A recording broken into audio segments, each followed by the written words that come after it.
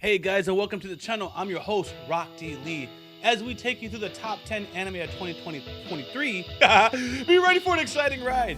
Make sure you press the subscribe button and enable alerts before we continue this video. I do reactions on Yaboyrocklee, so if you like anime reactions, look for that in the description of this video and the pinned comment. Let's kick off our list with number 10 of the funniest animes of 2023. Kicking off our list at number 10 is Toma-chan is a Girl. This offers humor based on gender roles and expectations. We literally have one of the strongest female heroines of the winter season in Toma-chan is a Girl.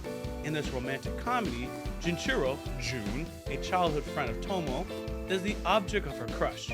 Tomo has a lot going on for her. She is confident, well-liked by her friends, and physically strong. Who doesn't like strong girls?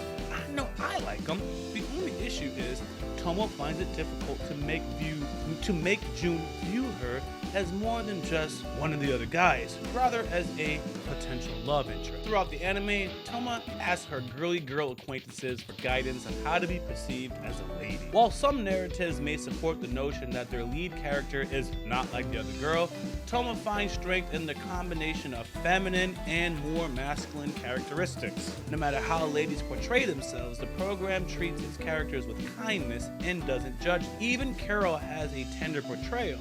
She is sort of the blonde bimbo type, yet she's appreciated, loved, and respected for her character and not necessarily asked to change particular to find love. Anyone yearning for a little romance will find it charming and enjoyable. I recommend Toma-chan is a Girl to any of you.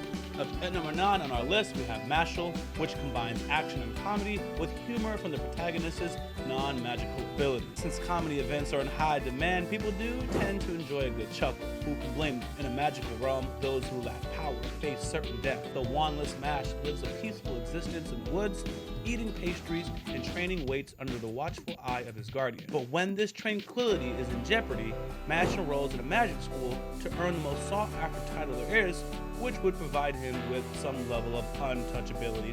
Mashle is a parody of shonen anime and Harry Potter, with the protagonist composed of 10% brains, 20% cream puffs, and 70% muscle. Mashle's outrageous actions are made more humorous by the fact that they are often displayed by a stoic and generally honest individual. The supporting cast is enjoyable, with the writer successfully able to capitalize on the archetypes of each character to create unanticipated plot points or solutions that make sense with the characters who don't make decisions like the average viewer. To give a very clear example, it's like when you conduct a battle, you use the extreme archetype of a police officer, you use the extreme archetype of a coward, you use the extreme archetype of a feminist, for example.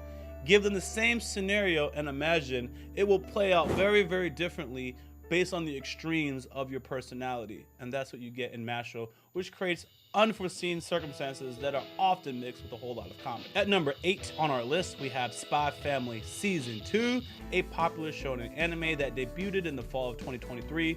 When the first season premiered last year, or the year before that, its endearing family dynamic and captivating narrative won over many viewers. In Season 2, the Forger family maintained their mutual anonymity, but additionally we focus more on Yor and getting the characters to appreciate or look more toward the family dynamic and revisit how they perceive their careers or allow their careers to impact that. More complicated than that. That is the major evolution of Season 2, more focus on Yor, a little bit more of the family dynamic being addressed and getting them to be closer and more unified, although they don't know they are more unified. You just gotta watch it. At number 7 on our list, we have Love is War, where romantic and strategic mind games lead to comedic situation. The main characters of the original romantic comedy Love is War are Miyuki Shirogane and Kaguya Shinomiya, two outstanding students at a prestigious high school who have a crush on each other. Rather than a simple romantic relationship, they play a humorous game of mental ping pong with each other, coming up with elaborate schemes to get the other to profess their love first. Their pride turns their relationship into a calculated game of strategy, and their calculated yet emotionally naive moves make for a hilarious situation. See Kaguya-sama Love is War for its unique perspective on love tales and high school romance, as well as its blending of romance and psychological game. Coming in at number 6 on our list, Next, we have 100 Girlfriends, a romantic comedy with humor from the protagonist's multiple love interests. The past few years, the harem genre hasn't been doing well, folks. A quality harem anime hasn't been enjoyed by fans since the quintessential quintuplets. God bless Nino. Anyways, Tempuru was one of the greatest disappointments of the previous seasons from what I hear, so fans weren't holding up much hope for Autumn's 2023 candidate to salvage the harem genre. Even though 100 Girlfriends is an extremely absurd and ridiculous anime, it's still a lot of fun to watch. Although it does not give a profound love tale so far, the plot's entertainment goal is effectively achieved. In middle school, Rentaro is genuinely a hopeless romantic and turned down by a staggering 100 females. Feeling discouraged, he visits a shrine where his requests are granted. In high school, he will have 100 girlfriends according to the god of love. The anime captures the essence of a classic harem plot, but it does it with a sharp sense of humor that manages to draw in viewers even if they have no intention of watching the show. So, obviously, highly recommended. Coming in at number 5 on our list, we have Don't Toy With Me, Miss Nagatoro. This is a teasing relationship between characters with humor from their interaction. An introverted youngster called Nato is the target of taunts from this popular classmate Nagatoro in this hilarious anime. She enjoys making fun of him, teasing him, calling him all sorts of names. However, the homie begins to like her as well, laughing heartily at their endearing exchanges. Is certain, folks. Eventually, if you can just get past the first, 4 or 5 episodes of season 1, it's rough. Nagatoro is a brazen and cunning character. She manipulates the homie in an attempt to elicit a response. However, she also encourages him in his pastimes. And folks, it's clear that she cares about him. It's clear that he's the only thing on her mind. She just don't know how to tell him that she cares about him. So what does she do? She insults the homie. Ah, dang. I really love this show, guys, so I highly recommend it. Anyways, we are moving on to number 4 on our list. I'm not gonna lie, I would actually flip number 4 with number 5. But I already put my heart and soul into saying number 5. So number 4 is going to be My Love Story with Yamada-kun. This is a romantic comedy with humor from its character interaction. The touching romantic comedy called My Love Story tells the touching tale of an unexpected romance between the diminutive and endearing Renku Yamato and the kind giant Teko Huda. I know I butchered it. Anyways, Takeo, who is sometimes misinterpreted because of his menacing look, starts their usual romance after he protects Ringo. Coming in at number 4, which actually should be number 5. Nagatoro would have been in this spot, but I gave my heart and soul to already saying Miss Nagatoro at number 5. And here we are. My Love Story with Yamada-kun is definitely in my top 10 list. The story follows the daily life of a college student named Akane. After getting dumped by her boyfriend, she continues playing the online game Forest of Savior, FOS. They once played together and attended an offline event of the game. There, at an event, she encounters an emotionless and handsome high school student named Akito Yamada. Yamada happens to belong to the same guild of the game as Akane, and after this encounter, Akane begins to get closer to other members of the guild, especially Yamada. I believe this is the first shoujo anime that got me really interested in the female perspective, but I get hyped when I'm reacting to shows like that.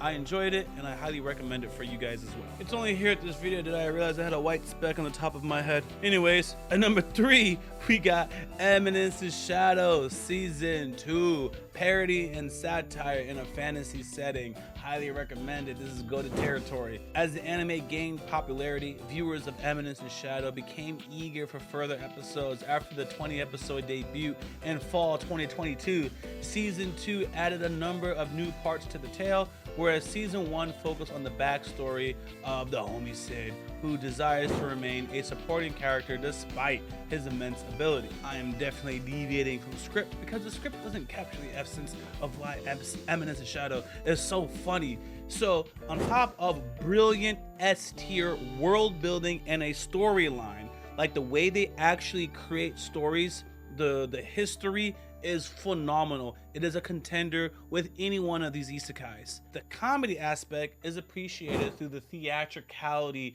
and over-the-top humor that tends to be there, with great speeches, great dialogues, great quotes. If you have seen Love, Chernobyl and Delusions, you'll see that a lot of characters kind of come off into Chernobyl-ness. They think they're grand, they think they are this.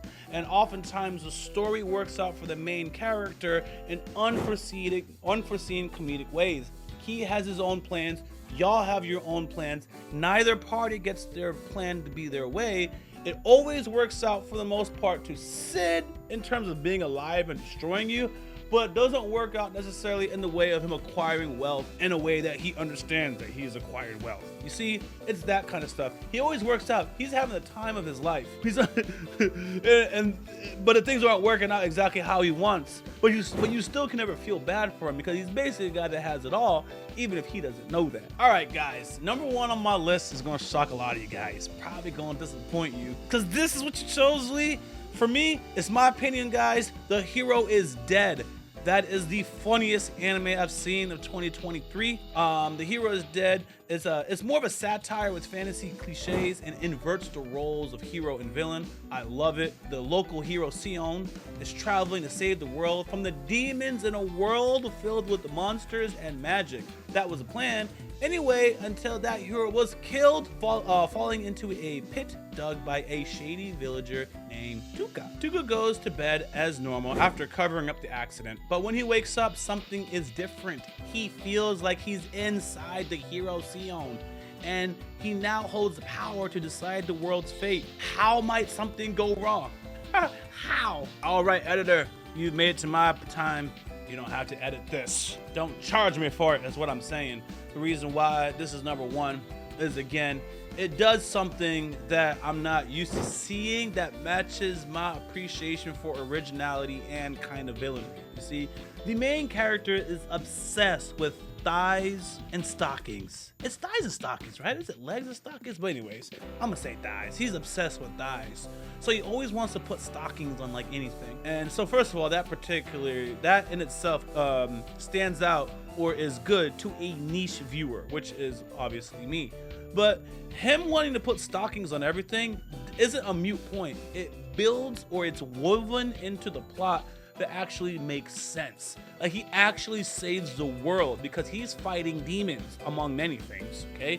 So the fact that sometimes he has a depraved idea, when he says it to distract a demon or whatever, it actually like works, and it makes sense in the way it works, and it can completely change the tide of battle for a particular moment. And real hero slash villain stuff works. Not hero, real hero strategy does play out. Don't ever get it twisted. It's not like he completely is bodying people because he wants to put panties on or stockings on things. It just happens to work as a minor distraction for a lot of key moments. On top of that, he's not excelling, at least in the very beginning, at being a overpowered protagonist. He lures, he traps. So I'm not actually used to seeing that. And don't just recommend things just because I'm not used to it. It also has to be good. But it's a good anime and does a good job at not having to lead with offense, letting the enemy attack, letting the enemy actually get very far only because they're being trapped. And even from that moment, it helps make sense, because you know how a lot of times the hero or somebody is losing and they just get second win and somehow they prevail. So I don't really like that, because what is happening is the plot just dictates that Naruto has to win, but he shouldn't win under this circumstance, okay? He shouldn't. In this scenario, because the main character is more of a trap specialist, the optics always have to make it seem like the villain is winning because the villain is being trapped. So that's always part of the plan. It's not, oh, he conveniently prevailed. No, it's a trap. The villain played into a trap. The villain gave his hand. The villain was led to be more comfortable in explaining what their idea was because they're being trapped. Duh. So anyways, I really like it. I think it's a hilarious anime.